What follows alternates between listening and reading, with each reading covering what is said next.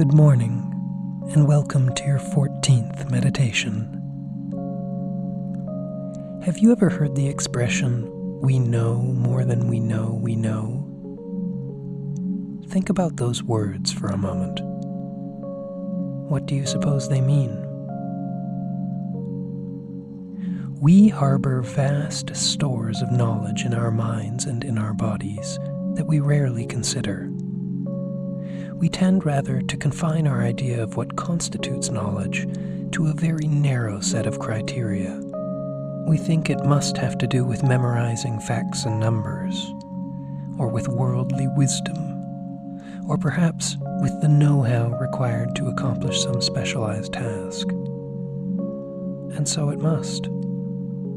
But we often forget to count as knowledge certain highly specialized tasks that we all do, like breathing, and walking, and fighting disease, and healing wounds, and regulating our metabolism so that we can send energy wherever it is required at exactly the moment it is required. How can we possibly know how to pull off these wonderful feats when we're scarcely even aware of doing them?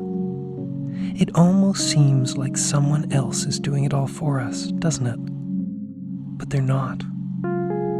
We know how to perform these incomprehensibly complex tasks all by ourselves.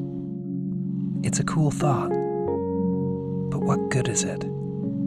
How can it help us in our day-to-day lives? Well, to start, knowing that you have access to unfathomable depths of knowledge is a pretty good confidence booster. And so it should be. Self-confidence is just a fancy way of saying that we trust ourselves.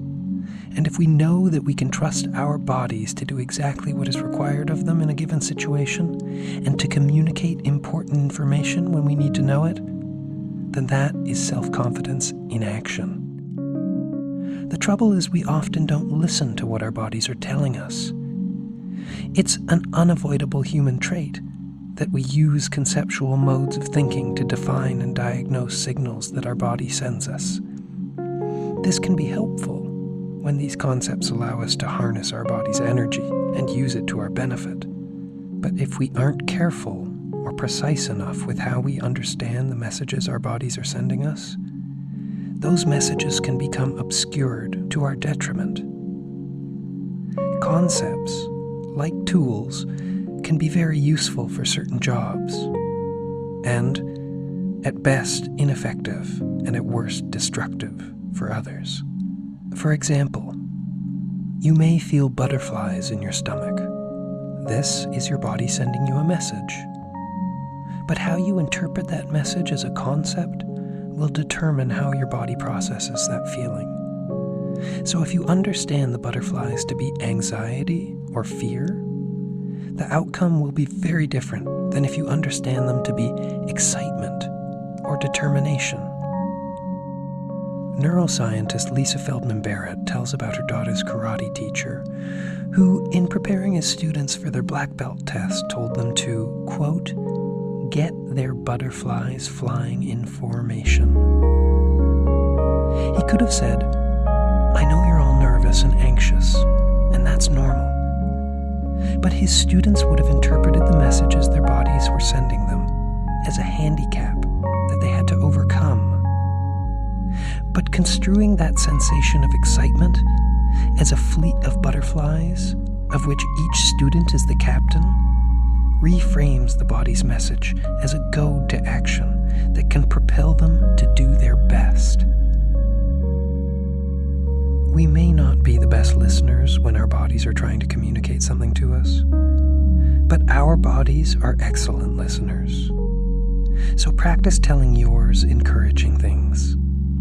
Practice directing its incredible power and knowledge to benefit yourself and others. Try not to impose limitations on yourself. You have no idea what you're capable of. Keep it up. You're doing great. Have a wonderful day. This podcast was brought to you by Odium. If you know anyone who you think would enjoy this podcast, please share it with them. Let's all help each other.